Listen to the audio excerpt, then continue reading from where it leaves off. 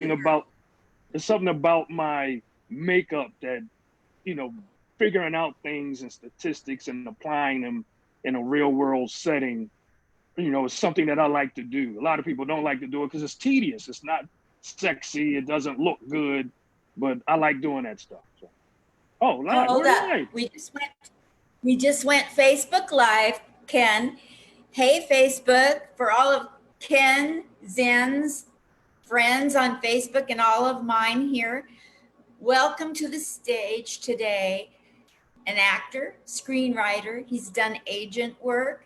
He's an amazing guy. He's so positive. I can see why he goes by the last name Zen, because I was feeling a little stressed this morning and he's calmed me down just by being himself. So this guy has a calming ability, not just in his last name, but in his ability as a human being to help other people just calm the F down. Yeah. Thank Welcome you. to the Thank you. stage, Ken Thank Zen. you. Thank you for having me. Thank you for bringing me back. We're going to do a new Yes, one. we did it before on the old equipment, and that I want everybody out there to let me retape them so we have better quality audio. And thank you for being humble enough to let me redo this for you and me. No problem. No problem at all. Anything I can do to help, I'm willing to help. So Tell us what city you live in and what you presently are doing during this pandemic and uprising. I am actually right now in Hermosa Beach, California, which is a beach town, part of Los Angeles. It's a beautiful place. Just basically doing what I usually do. I exercise a lot, reach out to different comics, and share their different projects they have coming up. I notice a couple of places are starting to open up. Hopefully, people are taking the appropriate precautions and making sure those places are safe for them and really protect themselves. But just really keeping people's energy focused on being their best. Things happen. This isn't the worst humanity has seen, but it's a very trying time and it's a time of change, and we just need to really accept it with grace and an open heart. A lot of things have been happening up to this point that really pushed us to the brink, and we can't ignore the signs anymore. That was the whole point of the pandemic, in my opinion. The whole point of what happened with George Floyd, which was incredibly unfortunate that it was caught on tape and we saw it happen, and people are responding to that, and the system just will not give us the justice that we want without certain extreme measures, some would say, but it was necessary because we've been leading up to this point. All we Yeah. really have to do is focus on being the best and really take the information we're getting and really do what's necessary for all human beings to feel comfortable and able to live their best lives in this system. That's what we need to do, all of us. What steps can white privileged people in America who don't even believe they're white privileged, they're so privileged they don't even know they have white privilege. What can us white privileged people do to make America equal for people of color? Or equal for all people, but especially right now, what can we do to make it equal, not right, not fair, equal for people of color? I think the issue is language. We don't understand. You say one thing and it means something to you, and we hear it, it means something different to us. So we need a dialogue of understanding the differences in experiences and not trying to judge somebody's experience because it makes you feel uncomfortable about your experience. If you didn't have a personal attachment to what happened to that person as they explain that experience, there's no need for you to respond because it's not about you. It's about that person cleansing themselves of that trauma and working to a point where they can handle that trauma and move forward without being vengeful. So sometimes you see a lot of people when people make different statements, and it has nothing to do with them because they feel like they've been attacked, but nobody called their name. They want to say stuff. We need to listen. That's why we have two ears and one mouth. We need to listen twice as much as we talk and really meet at points that we can agree on. And if you don't agree, just leave it alone. Don't make it a back and forth, because it's not about convincing you. It's about understanding other people's point of view and why these things are happening and how these things have happened and how people feel about that to them personally, and not take it as a personal attack on yourself. That's the first thing. Just be open enough to listen. And when somebody says something, just thank you. Just thank them for sharing that information, because a lot of it is painful. People have been going through this for hundreds of years. This is not a new situation. We went from a portion of us being shipped over here, being kidnapped, taken off these ships, thrown in a place you didn't really know, in a language you didn't understand, trying to figure that out. The strong ones were killed, the weaker ones were bred. And it's just a whole situation that if you weren't in it or didn't see it up front, you don't understand. You can't understand what's going on. So, but the way you can is just having an open dialogue. You don't even have to, go out your way. Just listen and understand it's a systematic problem. And that's why most people can't see it, because most people who don't see it have benefited from the situation, but there are other people who have not. And the situation has been built to use them as a scapegoat for other people to feel good.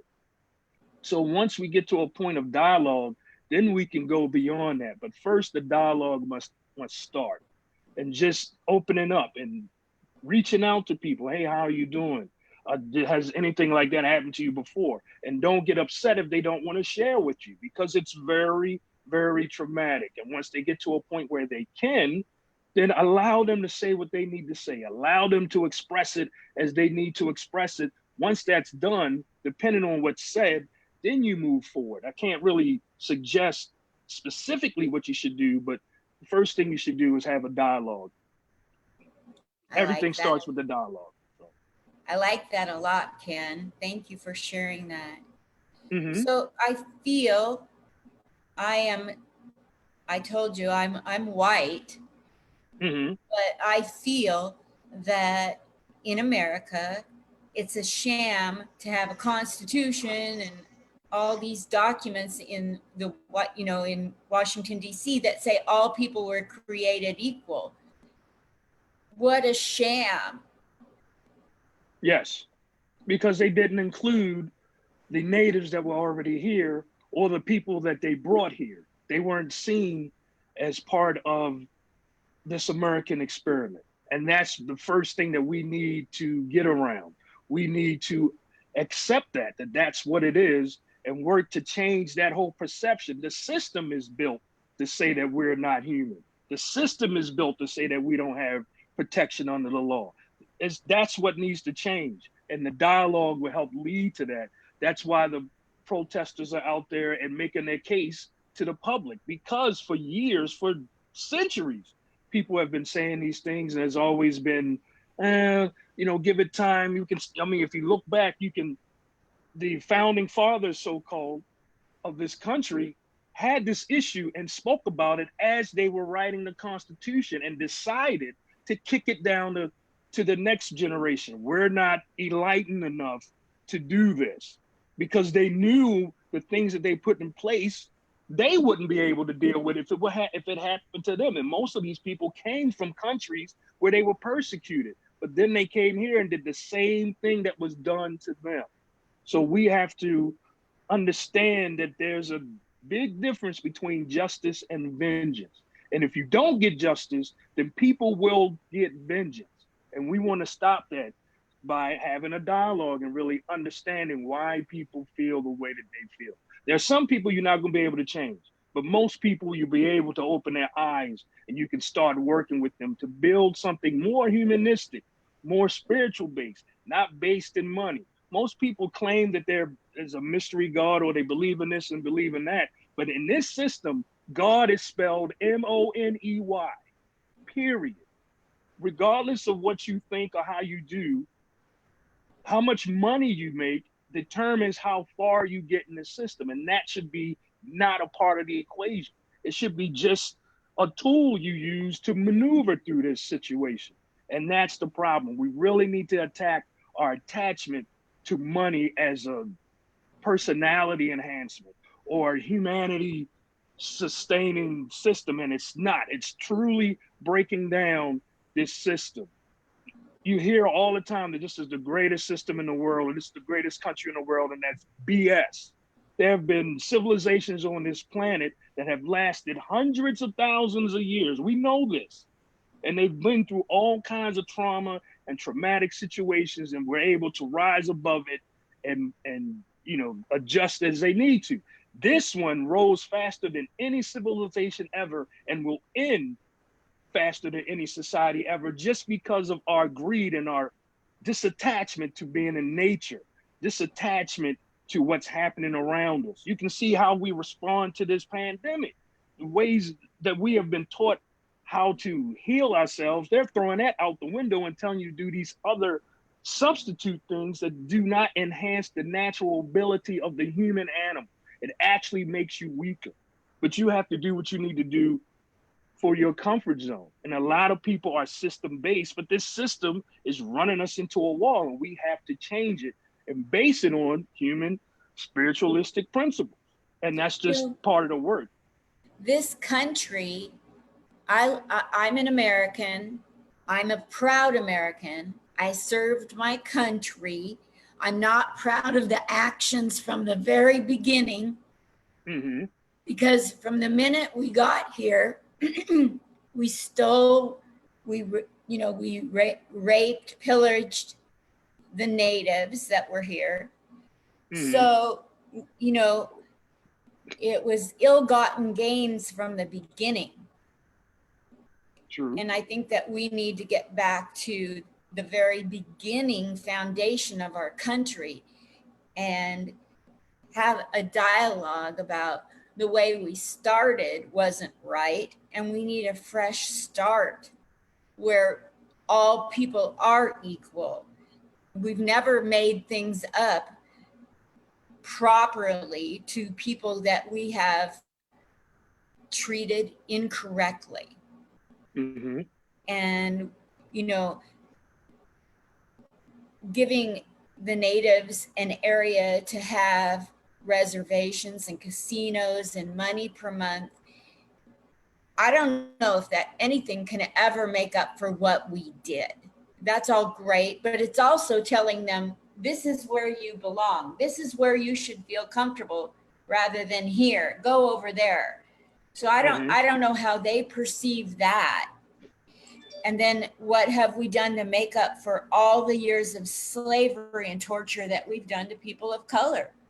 What are we going to do to make up what we've done to people from Mexico?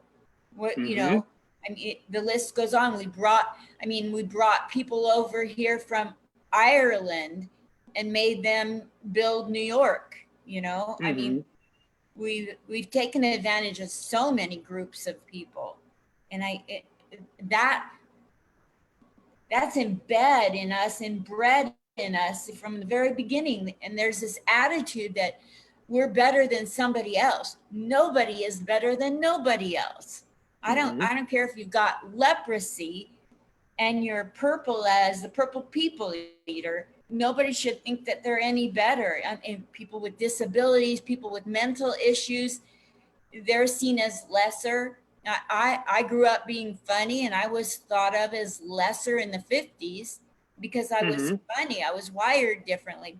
People that were left-handed were thought of as lesser individuals. That I can name 6,000 things in my 69 years where people want to one-up each other in this country. And I hope that the uprising and I hope that the pandemic knocks everybody down to the lowest common denominator, where we finally get nobody's any better and we're all one check away from being homeless. At least get that out of it. Right. Yeah, we just really have to get back to and really figure out what constitutes a proper human behavior. How can we elevate from where we are in a way that brings everyone to, I don't want to say equal, just because I don't necessarily agree that we're all equal, but we don't have to use what's different between us as separating partitions. We can use that as, okay, I do this and you do that. And we come together and we're a good team. Instead of it being, I know how to do this and you don't, and using that to beat you upside the head. We just need to change how we express the things that we do. And I believe it's because as coming up in this system, the human aspect of it is thrown out. It's almost like we're machines just put into a program and we must behave this way, but humans don't behave that way. We don't. We are spiritual vessels and we need to learn how to tap back into that. Our ancestors were good with that. We were good with knowing what the moon and the sun were doing. And that's how we built, time, by paying attention to how the stars moved, how the earth moved, how do we plant, when do we go to sleep. All those things were based in a kind of synchronicity type of situation with the rest of nature. But now we're at a point where we're trying to separate, or became so far removed from that we don't even recognize each other. We're like robots with different programs and us doing crazy things against each other. We just really need to figure out how to get justice in an appropriate fashion and then move from that point. And again, it all starts with dialogue. So we really have to listen, and it's going to be rough. This is not even the roughest we've seen. It's going to get worse because there's a lot of things that this country and this system needs to atone for. And it will, because that's just karma. That's just balance of the universe. You're not going to get around it. We don't get away with anything. We think we do, but we don't. Life is longer and bigger than what we do in this five-pointed body. There's more going on than what we think and believe. And we need to really reattach and really get more connected to what's going on around us. And this is one of these ways that we can use that to get more connected.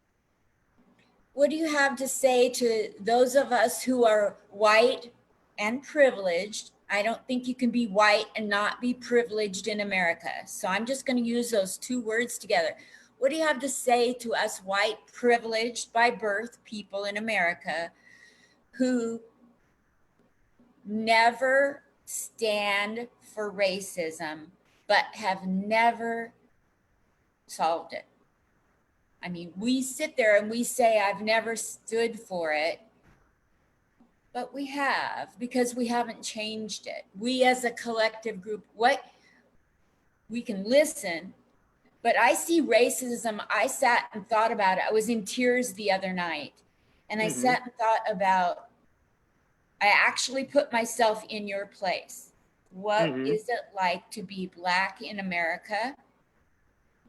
And would I, if I was a mother, a Black mother, and I was sick and had to send my child out for milk to 7-Eleven, I would have to worry if I'm going to be okay in my house, or will someone knock on my door and tell me my son or daughter just got shot at 7-Eleven or arrested. And I don't think white people in America that are privileged understand that everywhere there's privilege. When I go to the bank, I'm not assumed that I'm going to rob. I'm not assumed that I'm going to get declined for a house loan. I'm not assumed that I might not be wanted in a neighborhood, in a cul-de-sac, in a gated community. Everywhere you look in America, you can still see racism going on. It isn't solved. It hasn't gone away. So what do you have to say to us that say we don't stand for it, but we certainly haven't solved it as a group of people? If we have so much white privilege, what can we do with our privilege to solve racism in America? The easiest thing to do is when you see it happen, even in the smallest instance in your daily life, you stand up for it. In the same way that, a Black person will see a situation and they automatically get on guard because they know that might be a part of the situation, that they've just given you grief because you look the way that you look. And if you're there to witness that as a person of privilege, you must stand up and say, this is incorrect, and continue to do that. It's the little steps that will lead to the big victories. And it's got to start there. When you see it, don't even question it. You just jump in and, you know, help out. That's the easiest way. It's too detailed an answer. There's a reason why those images are ingrained in people's psyche. Even Black people have those images, and it's incorrect. But we have to attack those images every day. Even questioning yourself about, do I really feel this way about this person? And really go back and decide, did you see that happen in your life? Or is it just something that was played on TV or something you heard somebody else say and you took that as the truth? Really question what your belief system is based in, what information you took in to believe the way you believe. Why do I believe this? And what situation made me accept this as a approved behavior? And if it doesn't jive with what makes you feel good as a human, then you need to get rid of it. And you need to work through steps. I can't tell you the steps because I don't know what people feel and how they feel. But this is something personal that people can do. Just when you see it happen, speak up about it. You have friends, you ask them and open up the dialogue. Hey, I've never seen it, Yeah. but I want to help. So it's easier to do it if you have a personal relationship with a person. But if you see it in your daily life, even if you don't know that person, you must stand up and speak out on it. You know, a lot of us white privileged people have never stood for jokes against Black people. Never stood for it. We've stood up and walked away, or we've put people in their place. But I think there's so much more we need to stand up for. That hasn't helped. What has that helped? Nothing. This is no better than 1960s, 1970s, 1980s. It's so frustrating, and I'm white and privileged, and I'm depressed and frustrated and angry about it, and I'm white privileged. I can't imagine what it must feel like to be Black in America. I cannot imagine. Yeah, it can be pretty traumatic. There was an experiment done in the 50s. Guy wrote a book about it called Black Like Me, where a white guy, you know, used makeup and went around as a Black guy. I can't remember how long he went, but at the end of the experiment, he was so traumatized that he killed himself. So that just tells you how heavy. And he was just pretending. He could always take that makeup off and go back to being white. But the experiences wrecked his soul so much that he just couldn't see going on. So it's not a simple action. It's a simple response to the question, because it is something that you must do, and you must be vigilant every moment of your life. If this is how you feel about it, you really want to do something with your privilege, you really want to do something about, you know, racism, it has to be done every moment, because racism doesn't take a second off. You can't be like, oh, I'm gonna let that moment slip. Every moment you gotta be on it. Black people are on it every moment. Every moment we leave out as a thing, something might happen very traumatic, and we won't be able to handle it. There's no system set up for us to get relief, so we just carry it. So knowing that, white people need to understand that. And if you want to be an ally, you really have to every day, not be intrusive, but stand up for it. It's an everyday battle, and it's not going to change overnight. I know a lot of us are into a microwave type of situation where we push a button, it just changes. That's not how life works. It takes time. It's like a 10, 20, 25, 50-year plan, and we'll look and see where it's at in 50 years. The problem with what's happened in the previous 50 years is that we stopped the work. There was work being done in the 60s, and we made moves. The system adjusted to those moves, and we stopped working. That's what happened. That's the, you know, simple breakdown of it. All the freedom fighters from those times got, you know, most of the jokes in some of these movies are all the freedom fighters got jobs working in the government that they were fighting. So it's a joke, but that's actually what happened. So it's not like the system really did anything great. It's just that the people stopped working. People got more comfortable. So we have to stay uncomfortable. We have to stay with that fire in our belly to really make these things stick. And it will, but it's going to take time. And it might not happen in our lifetime. but we need to lay the foundation and teach the next generation how to move forward. Give them the energy that we had and let them take it as far as they want to take it. And then they give it to the next generation and move further. And at some point in the future, we'll be able to say, wow, that was a crazy time, but we got through it and now we're better for it. But we have to keep working and keep asking questions and keep challenging the system, keep forcing the system to change. The system isn't bigger than us. The system was built by us. So we have to take back control of this system and not just say, it's just what it is. We make too many excuses. Oh, that's just the way it is. No, that's the way we allow it to be. Once we stop allowing those things to happen, they will stop happening. And we can't be afraid of the different fears that we might have about what it will take to get it done. We just need to move and do small things every day, and those things build to bigger things. Those things lead to bigger successes. And then we just keep moving that way. We can't get too far ahead of ourselves, because then we shoot ourselves in the foot. We look too far, like, oh, wait, oh man, no way we can get there.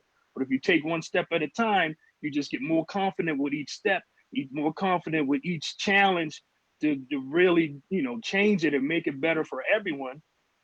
Eventually we'll get there. So thank you for opening up the dialogue with me on a very tough subject. And in closing, because I need to cut this short here in the next few minutes, I wanted to switch the topic, Ken, to what you do in the comedy world for comedians. Can you expand on that? Because I think people need to know your heart for the comedy world. Because you're not a comedian. No, I'm not.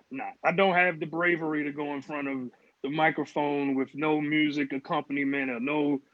Maybe if I had a partner, it might be easier to do it. But by myself, oh man, comedians are just brave. You get up there and just pour your heart out, basically, and it's instant. Either we feel you or we don't. And the best can kind of, maneuver, read the crowd, and really give you something. Can take, trash and turn it into something special. And what I do, I thought about being a comic, but I never really took that next step. And I had an opportunity to do a show, a clean comedy show, and we ran a show for a year. And it was good to meet people, meet new comics, and see them grow in their craft, really see them really get, more confident. You see people come the first time, they're kind of shaky. And each time they come and they become more stronger, the jokes become more crisp, they become more confident. And it just feels good to see people develop. And so for me, I'm more of a patron of the arts. As a kid, I was an avid reader, and you always read stories of how you didn't hear the sordid part, but you heard how patrons would set up, different shows for people to perform and, just really enjoy. And that's my thing, just really setting a place where artists can really be themselves and be protected and feel, open enough to share their gift with everybody. So that's my are you a promoter of comedy shows then? Yes. And every so often, I haven't done one in about a year and a half or two, I'll put together a show, have comics perform, and, see how it goes. That's wonderful. So you love watching comedy, you love encouraging the art of comedy, and you also scope out entertainment for shows periodically. Yes. So amazing. And you're not even doing comedy. No, not at all. Probably like I said, I'm more behind the scenes. Probably makes you more objective and more fair. I attempt to be. My tastes are a little more snobbish, so it's always said if I pick something to hit, it's not going to hit, because I just have what I like is what I like, and I understand that most people don't like it. So if I don't find you funny, I won't say, oh, you're not funny. I'll just be like, well, let's put them up and see what happens. Let's put her up and see. Some people might like her, even though I might not get the comedy. That's okay. I'm not going to keep them from expressing themselves. Let them decide whether or not this works for them. It's not up to me to decide whether or not it works. And I'm very acidic with my criticism. So, because I'm very acidic with criticism of myself. So I try to temper it as much as possible and just let people do and feel how they feel. I always try to caption whatever I say with "in my opinion," so it's not like they take it as fact. It's just how I feel. Now somebody else might feel something different. So, so people don't get trapped. Sometimes you say stuff without that, and people get stuck and curse themselves, whatever you said, if it doesn't, elevate them to a point of trying to, keep doing what they're doing. So, Let me ask you a question. Where do you yes. want people to follow you on the internet? Where do you want more traffic? Kene Zen on Facebook or Ken the Jeweler on Instagram, either two. I take a lot of pictures. I do walking meditation every day. I see art. I take pictures or something that catches my eye. I take pictures and I post it on Instagram, or if something's happening, I like to share information so people can be up to what's going on, and not just comedy, but music also. Do you have a website if people want to have you book a show for them? No, you can just reach out to me on Facebook. A lot of people have reached out to me on Facebook, and that's usually how I book my shows. A lot of people are like, you book shows off of Facebook? Like, yeah, why not? You know? Why not? I guess because there's so many people that BS people, but that's not my MO, so I'm not concerned with that. And I don't get, if I meet a person who BS, that's okay. I just keep it moving. That's just part of the process. I don't get hung up on it. So are you in a position where you could use donations if anybody falls in love with you because of this video on PayPal, Cash App, Venmo, or? I have a PayPal, but I don't know how you, I usually use it for my kids. So, but just reach out to me on Facebook and I don't know, go from there. I'm sorry, I need to cut this short because I could talk to you all day. We have a lot more to talk about. Do you have any upcoming shows? None. Okay. None. Are you going to be trying these Zoom shows? Yeah, as soon as things open up and we find a spot. I'm not really aggressive when it comes to looking for a spot. It has to find me. It has to be right. I'm not just doing things just to say I'm doing stuff. It has to fit, my aesthetic and how I feel, how my family feels about the place. Because if my girlfriend isn't comfortable with going, we're not doing it. So she has to be comfortable with it, and it's something that I'm comfortable with, then we'll do it. So that's just the. Thank you so much for all your pearls of wisdom and your time and patience with me digging deep. No problem. You're welcome. Everybody, if you came in late on this interview, go back and listen to the whole thing. Kene Zen is so amazing, and he broke things down for us people who are white and are privileged, and he did it with style and grace and class. Thank you so much, Kene. I hope anytime you have an announcement, you come back on. Okay, I will. Announcement, I will. Anything. Thank you so much. I will take up. You're welcome. I love you. Love you more. Talk to you soon. Bye, Kene. Okay, bye-bye.